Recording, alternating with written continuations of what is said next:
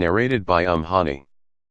The daughter of Abu Talib, I went to Allah's Messenger peace be upon him on the day of the conquest of Mecca and found him taking a bath, and his daughter Fatima was screening him.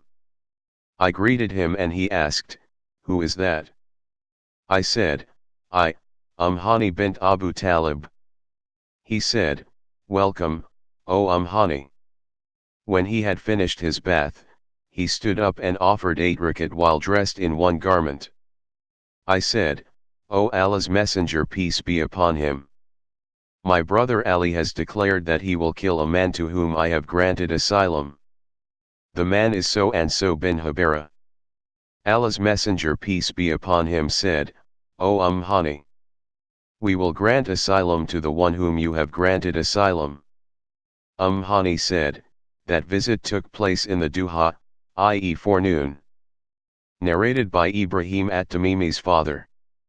Ali delivered a sermon saying, "We have no book to read except the book of Allah and what is written in this paper, which contains verdicts regarding retaliation for wounds, the ages of the camels, given as zakat or as blood money, and the fact that Medina is a sanctuary in between Air Mountain to so and so mountain. So, whoever innovates in it an heresy or commits a sin or gives shelter in it, to such an innovator will incur the curse of Allah, the angels, and all the people, and none of his compulsory or optional good deeds of worship will be accepted. And whoever, freed slave, takes as his master, i.e. befriends, other than his real masters will incur the same curse. And the asylum granted by any Muslim is to be secured by all the other Muslims, and whoever betrays a Muslim in this respect will incur the same curse." Narrated by Sal bin Abu Hathma. Abdullah bin Sal and Muhi bin Masud bin Zayd set out to Khaybar, the inhabitants of which had a peace treaty with the Muslims at that time.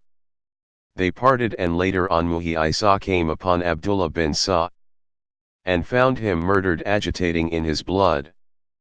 He buried him and returned to Medina.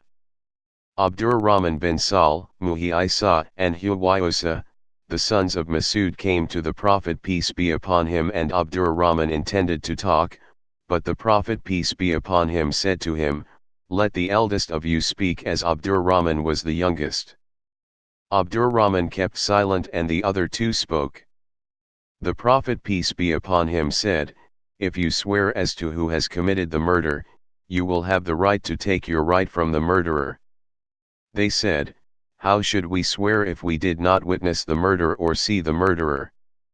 The Prophet peace be upon him said, "Then the Jews can clear themselves from the charge by taking Alaska, an oath taken by men that it was not they who committed the murder." They said, "How should we believe in the oaths of infidels?" So, the Prophet peace be upon him himself paid the blood money of Abdullah. See Hadith number 36 volume 9. Narrated by Abdullah bin Abbas.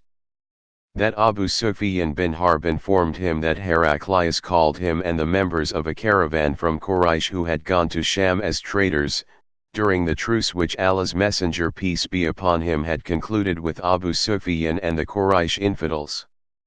Narrated by Aisha. Once the Prophet peace be upon him was bewitched so that he began to imagine that he had done a thing which in fact he had not done.